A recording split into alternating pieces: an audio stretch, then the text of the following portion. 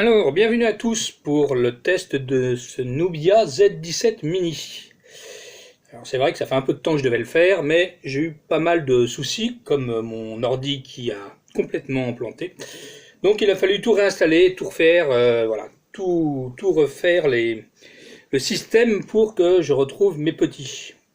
Alors, revenons à nos moutons, ou à notre mouton, même si aujourd'hui là on en a deux. Aujourd'hui, on va s'attaquer au Nubia Z17 Mini qui est ici. La prochaine fois, je ferai le test de son grand frère. Alors, quand je dis son grand frère, c'est grand frère par la taille, puisque c'est le Nubia M2, mais qui est censé être quand même un peu plus moins performant en théorie que le Z17 Mini. Mais voilà, moi je trouve pas tant que ça, donc mais on en reparlera dans le test du Z de Nubia du M2. Alors, ce Nubia Z17 Mini qui est ici, donc je vous reprends les caractéristiques techniques. Donc c'est un octa-core à 5,2 pouces. Il est un peu plus petit que ceux que je teste en règle générale, comme son frère ici, qui est un 5,5 pouces au fond. Même si là ça se voit pas parce qu'il est un peu sur un support qu'il monte un peu. Donc c'est pour ça qu'on a presque l'impression qu'il fait la même taille. Mais donc c'est bien 5,2 pouces. Donc c'est un octa-core avec, bon ça vous allez me dire c'est classique les octa-cores maintenant. La différence aujourd'hui c'est qu'on est sur un Snapdragon de 652 et le GPU c'est un Adreno 510. On a 4 Go de RAM et 64 Go de ROM et on est sur un écran IPS Full HD, même un peu plus en 1920 par 1200. L'écran c'est un Corning Gorilla de glace de type 4 à ma connaissance en 2,5D. Pour les caméras, on a sur l'arrière un double caméra de Sony de 13 et 13 mégapixels. On voit ici on a un capteur d'empreinte. Là on a le logo Nubia, bien sûr. On a ici le port USB type C, c'est un classique chez moi, vous le savez bien, je ne teste en règle générale que ce type-là. On a bien la prise jack 3,5 en haut, et ici les boutons plus moins et la touche on-off ou de veille. D'accord. Et bien entendu, on a les logements ici, on le voit pas trop puisqu'il est en noir mat. Pour 2 nano SIM ou une nano plus une micro SD. Voilà. Donc, et la vidéo aussi étant 1080p voire du 4K, j'ai même pas essayé parce qu'on verra que la vidéo c'est vraiment pas son fort. Au niveau de la batterie, on est sur du 2950 mAh, donc 3000 mAh pratiquement, et on est sur un environnement non pas ni Oreo ni Nougat, on est sur du marshmallow. Ça c'est un peu le souci. Bon, je trouve que c'est pas si gênant, pour certains ça peut être causant. C'est voilà, c'est pas le tout dernier ni l'avant-dernier, c'est celui d'avant. Voilà. Au niveau des dimensions, donc on est en hauteur à 14,67 de haut contre 7,25 de large. Donc c'est l'avantage, c'est que c'est un téléphone pardon, qui est relativement petit dans le sens où il peut se mettre dans toutes les poches. Il est super pratique, super agréable à transporter. Et au niveau du poids, je crois qu'on doit être à 150 grammes. On va vérifier tout de suite sur la balance à croquette de Mishka. Ouais, c'est bien ce qui est à peu près annoncé. On est à 148 grammes avec la micro SD, la SIM, etc. Alors, qu'est-ce qu'on peut dire de ce téléphone? Alors moi qui l'ai utilisé pendant, on va dire, au moins 3 semaines, Je peux dire que c'est vraiment un très beau téléphone.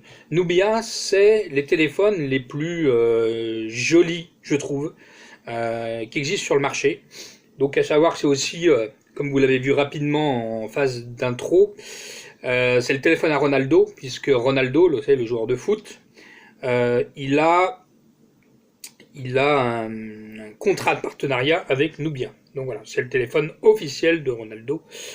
Même si, parce qu'il y a beaucoup de variantes, le haut de gamme, ça c'est le moyen de gamme, le haut de gamme c'est le Z17 ou le Z17S, qui lui là est vraiment un flagship killer, donc lui il est plus dans les 800 euros. Hein.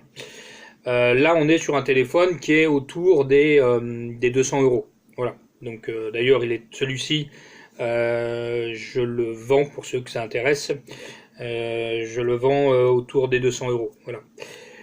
Qu'est-ce qu'on peut dire le plus de ce téléphone-là? Eh ben, c'est un écran vraiment superbe, très agréable. On voit qu'il est vraiment plein de couleurs, qui dégage pas mal de choses. Et ça, c'est vachement appréciable. Il est très lumineux. À la différence de son frère, là, qui est le Nubia M2, son défaut à lui, c'est qu'il est moins lumineux que celui-là. Ça, c'est vraiment son point fort. Il y a aussi ce qu'on appelle la LED de respiration, que vous voyez ici. Alors normalement, elle clignote. Donc quand vous recevez des messages ou autres, voilà, c'est ce qu'on appelle de respiration, c'est-à-dire qu'elle clignote mais doucement. Et ça donne un côté classe qui est quand même vraiment superbe pour un téléphone. C'est toujours ce que j'ai aimé, c'est leur signe chez Nubia, qui est donc, je le rappelle, le haut de gamme de la marque ZTE en Chine. Et ça, vraiment, sur celui-ci, c'est vraiment très classe. Sur le M2, on les a, mais pas de la même façon. On n'a pas la belle, le bon rond rouge qui clignote. Donc l'écran, il est vraiment très agréable, ça je vous l'ai dit, il n'y a pas de souci. Le réglage se fait très rapidement au niveau du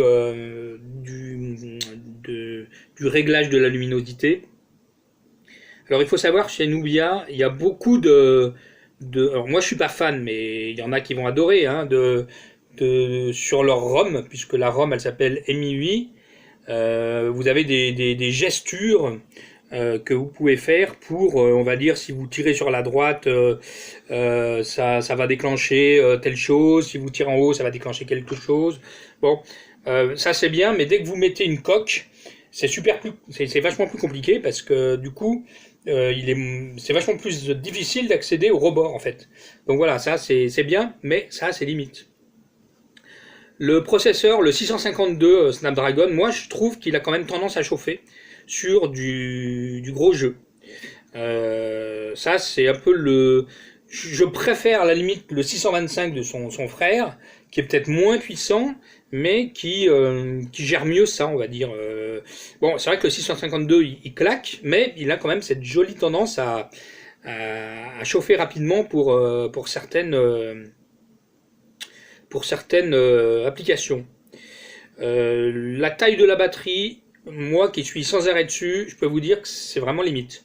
Parce que 2950 mAh, ça file vite, même si on est d'accord, le téléphone est un peu moins de dalle, puisque c'est un 5.2, ben n'empêche que moi, c'est limite traumatisant, parce que une journée ne tient pas.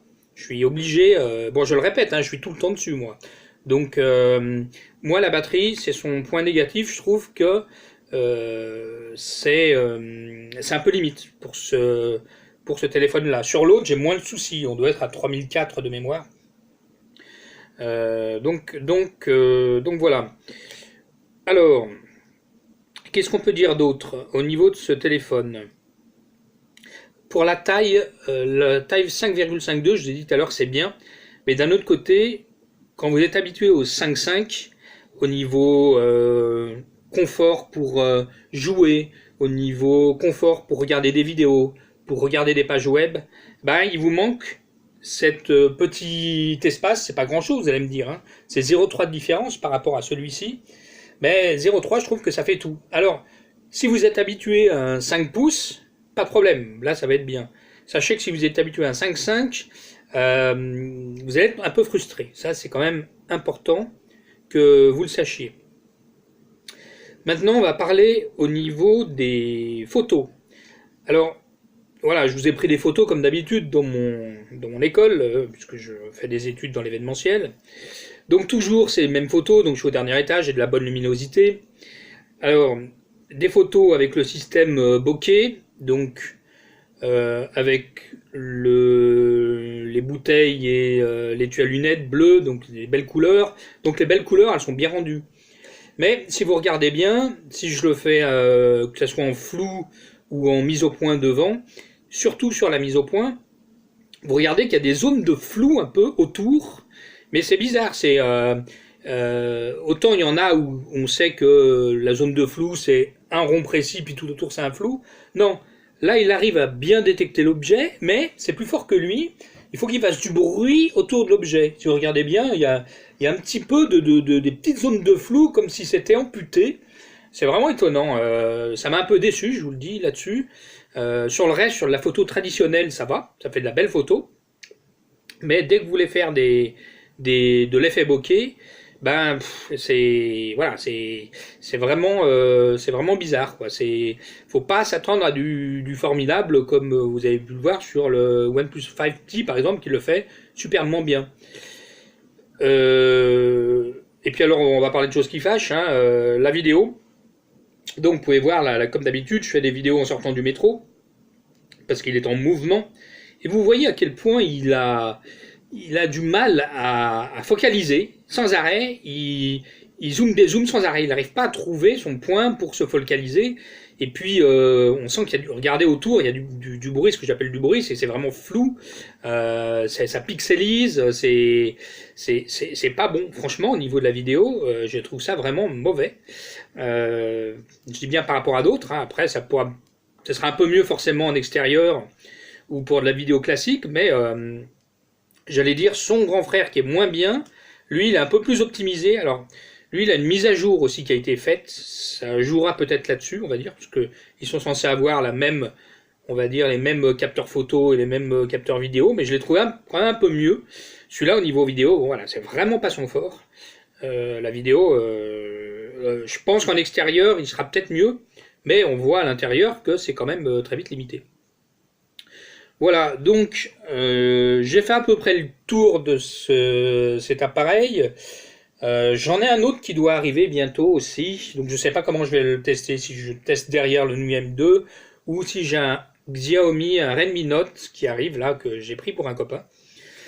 Donc voilà, on verra bien là-dessus. Quoi qu'il en soit, je ferai la review de son frère, sur lequel j'ai vraiment eu un mode love, alors qu'il est un peu moins bien, mais vraiment il m'a vraiment épaté.